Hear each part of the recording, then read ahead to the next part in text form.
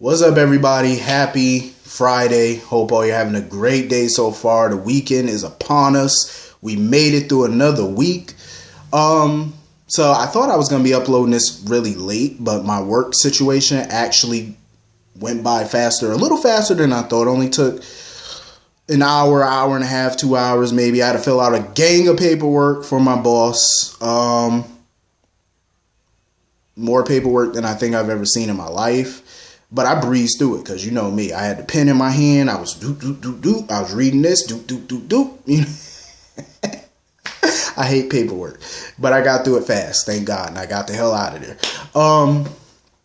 So anyway, getting into this episode of GH. Yes, so Kobe Ryan McLaughlin's contract, it was not picked up. It was not renewed. He initially signed a 3-year deal.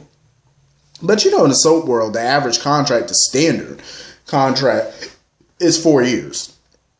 3 to 4 years. That's a standard. So they can drop you pretty much at any time. So that's what happened. They chose not to continue with the contract.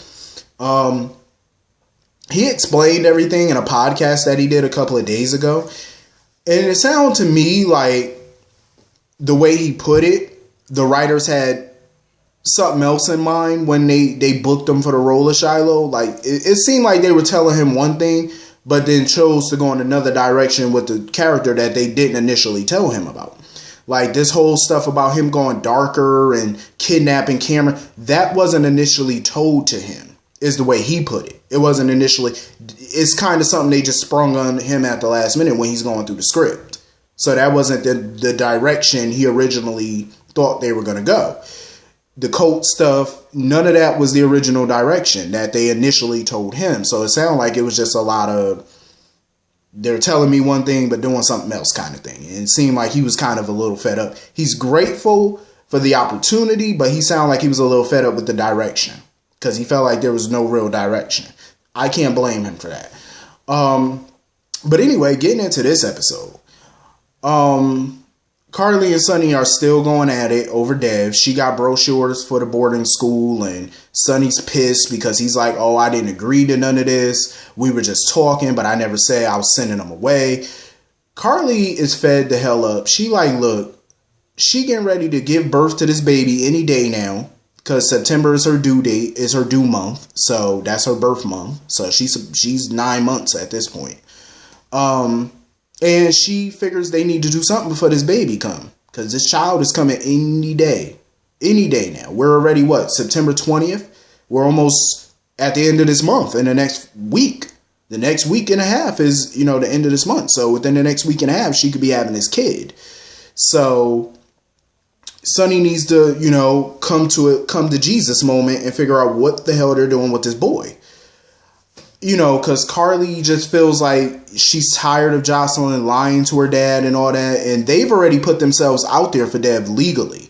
Like, by faking his passports and his identity and stuff, that put them in a legal mess. Because if anybody were to find out about that, they would be facing some serious immigration charges. Like, and those charges is not something Diane could easily get them out of. Like, usually she's a wizard. She can get you out of damn near anything. And I mean damn near. That's why Diane told him, had he would have came to her about this, she would have advised him not to do it. Because if somebody find out and blow the whistle, her hands are tied. She going to do the best she can do, but there ain't going to be no promises.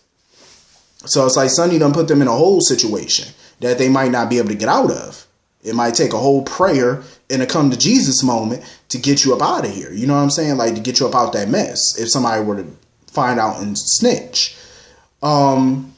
So Carly's just like, yo, we got to come to a decision ASAP.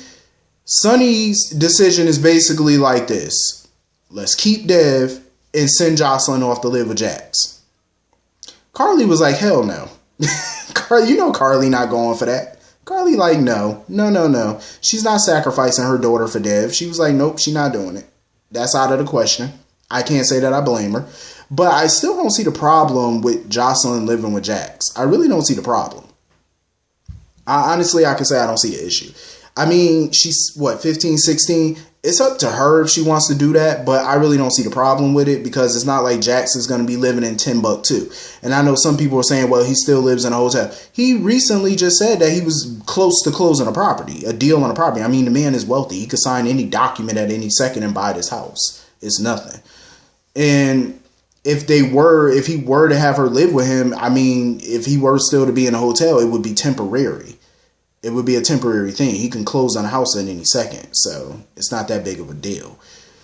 I mean, it's not like he's going to be living across the country. He's going to be living damn near probably in the same town, same neighborhood, obviously in the same town, probably a couple blocks over or something. They're not going to be far. They're not going to be living in another country. So I don't see an issue with it. But I'm curious as to why Carly didn't tell Bobby or any other family really about the baby's health issues, like, spina bifida and stuff. Like, why she never told Bobby about it? Like, why is she keeping it a secret? Because Bobby started asking questions. She was like, you never told me about the birthing situation. And Carly told her, like, she's going to have a C-section. And when she told her that, there's something that she was keeping from her, it seemed like she was going to tell her, but then Sonny came in. So Carly decided to kind of switch up and say, we've been known the gender of the baby for a while. And Bobby was like, well, y'all gonna have a gender reveal party. Sonny was like, nah, we're not doing that. I think the whole gender reveal thing is nice, but I feel like it's overdone now. Because I see so many people doing it now. They get these little balloons or these little pistol guns and they spray out the blue or the pink, or they pop the balloon and blue sparklers come out or pink sparkle come out or smoke, whatever. It's nice, but I feel like it's overused at this point. It's overdone. So anyway, moving on from that, Jocelyn still talking about Oscar. I said, okay, moving on from that. I don't need to keep hearing about Oscar. I'm over that. But Dev feels like people, not just at the coffee warehouse, but at home, namely Carly, he feels like people are just talking down about him, talking down to him and stuff like that. And it got him in his feelings, feeling some type of way. And he remembered the conversation that he eavesdropped on between Sonny and Carly about sending him to a boarding school. So basically the way he was talking to Jocelyn, it was more like a goodbye rather than, typical conversation. It sounded like he was saying goodbye. So he was on the website and stuff on the internet, I guess, doing searches. I guess he planned on running, probably going to Canada or wherever. So he probably planned on, running. My thing is, I don't trust Dev. I don't know why Sonny doesn't take the blinders off to this kid. Nobody's saying that you can't. He keeps thinking that by adopting Dev, having Dev live with them, that means you're helping him. There's other ways to help this kid.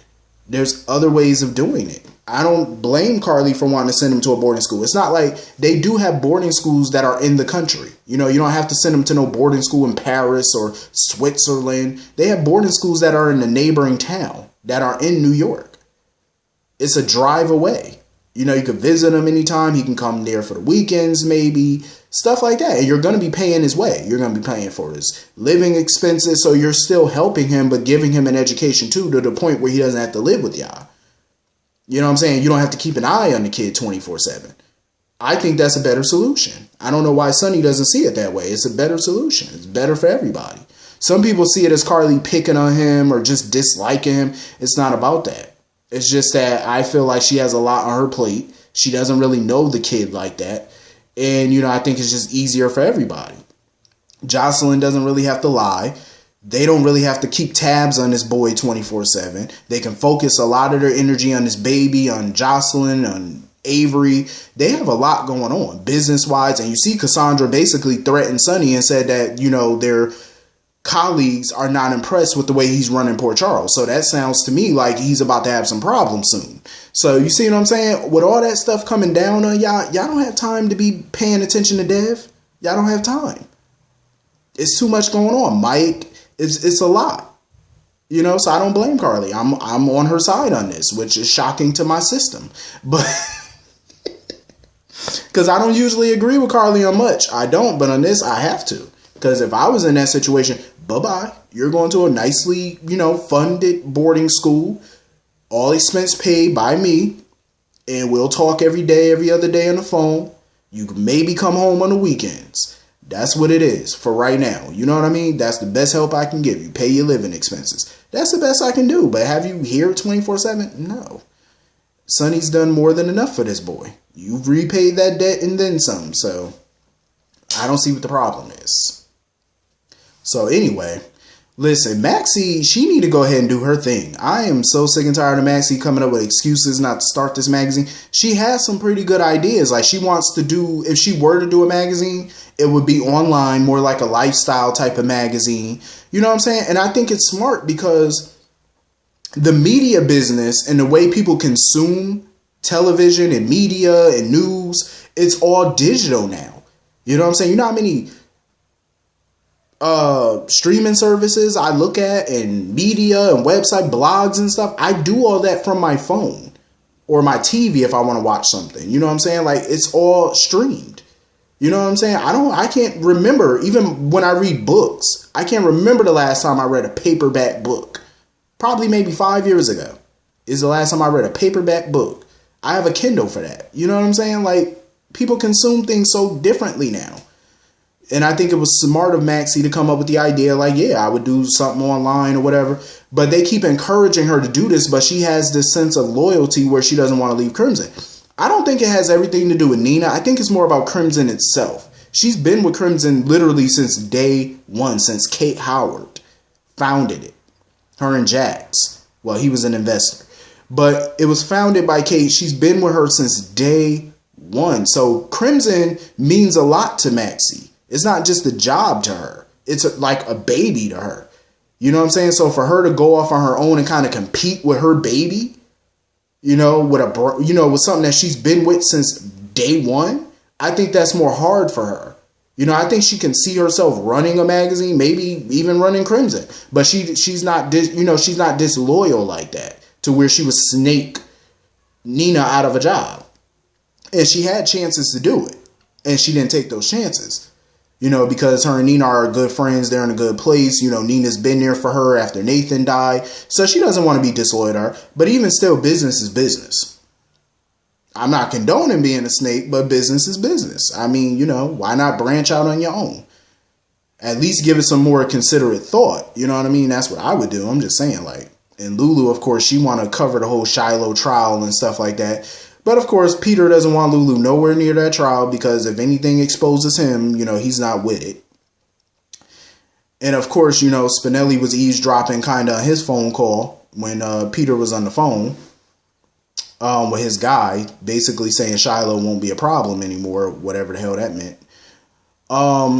So Spinelli came up with an idea. He was like, when me and Ellie are back in town, we can have a double date. Because he was like, I really want to get to know you. He said, you're getting close to my daughter's mother. I have a right to know you. And I agree with Spinelli. He definitely does. You have a right to get to know him because eventually he might be in your daughter's life. So you definitely have a right to get to know this cat. But he made a phone call. Spinelli made a phone call. He wanted Peter's recent phone call traced. I said, go ahead, Spinelli. That's what you do.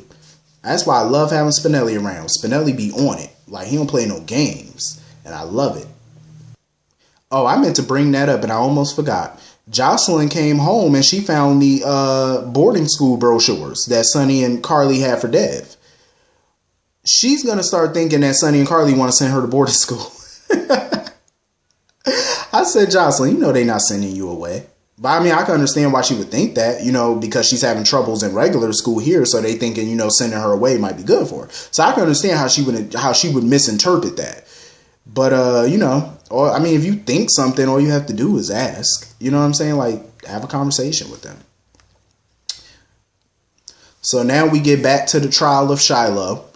And the ADA was asking some straight shot questions. She was like, do you have to sleep with these women that you initiate into your DOD program? He was like, occasionally. Are they expected to sleep with you? He was like, occasionally. And you notice that smugness after every question the ADA would ask, his smugness would kind of go away.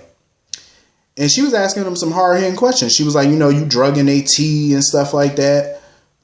She was asking him, how many women did you, make drink that drugged up tea? How many of them did you sexually assault? She was like, how many did you tattoo? Like, she was just asking him a lot of straight fire questions. You know what I mean? And that smirk of his went away real quick because he tried to paint Sam to be, you know, the villain in all of this, talking about she was conspiring with the person that tried to kill me.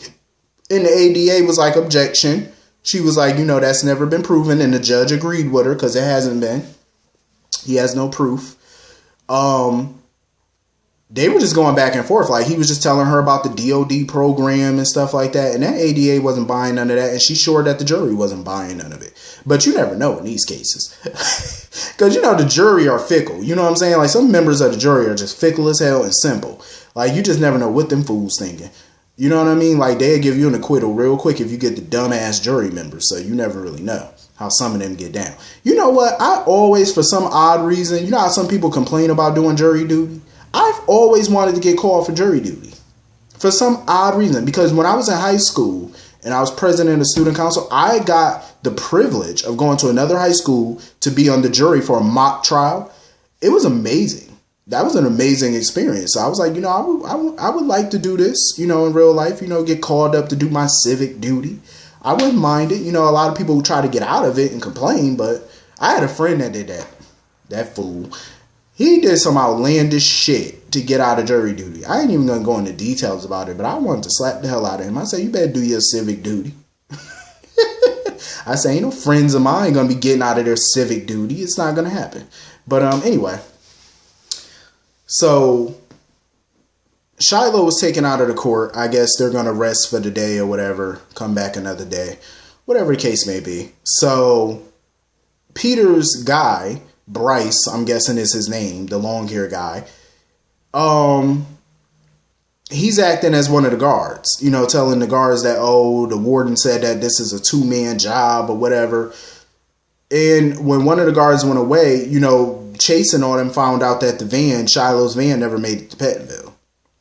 So something happened. And when Bobby was on the road, she got stopped by Shiloh, who's dressed in a guard's uniform, a cop uniform. And I'm guessing he probably took her car or whatever the case may be. I was like, Shiloh, I'm telling you, he one of them villains. He always has an ace up his sleeve. He always know how to get out of Dodge. Always. That's how good villains do. They always know how to flee the coop. And Jason and Sam are just sitting there like, yo, you know, trying to ask Robert, like, are we sure that, you know, we're going to get a conviction? Robert was sure that they're going to get a conviction, but he told them even if the slim chance that they don't get one, he told Jason and them, do not take it upon yourself to get justice on your own, to go get y'all those self-justice. He said, don't even think about it, because we know where to ask questions if something were to happen. So it's going to be a whole hot mess. I don't know how they're going to get rid of Shiloh, though. I don't know if they're going to have him killed off or he's just going to escape and live to come back maybe another day, go out of town to regroup and maybe possibly come back. But after that day in court was over, hell, even Christina was like, I need a drink or 2 or 10. It was just a stressful day for them, you know, sitting on that stand telling their story and the defense was just ripping their story apart.